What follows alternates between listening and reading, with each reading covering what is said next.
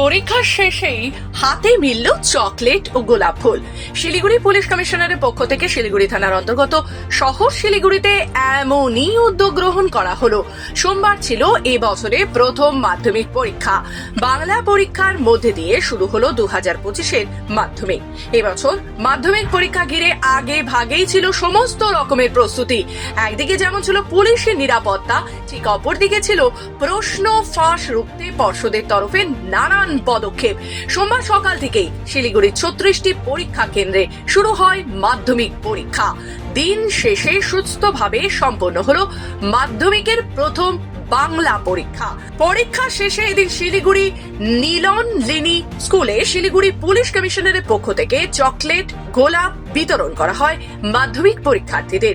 এদিন শিলিগুড়ি থানার আইসি প্রসেনজিৎ বিশ্বাস, এসিপি এবং ডিএসপি পূর্ব রাকেশ সিং নিজে উপস্থিত থেকে বাচ্চাদের হাতে চকলেট তুলে দেন এবং মাধ্যমিকের প্রথম বাংলা পরীক্ষা সুস্থভাবে সম্পন্ন হওয়ায় শুভেচ্ছা জানান পরীক্ষার্থীদের।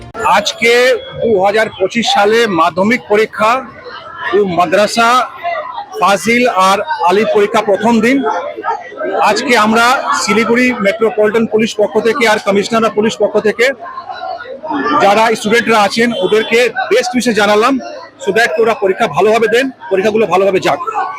এটাই আমাদের ওদের কাছে উইশেস ছিল, এই জন্য আমরা আজকে ওনাদেরকে উইশ করলাম।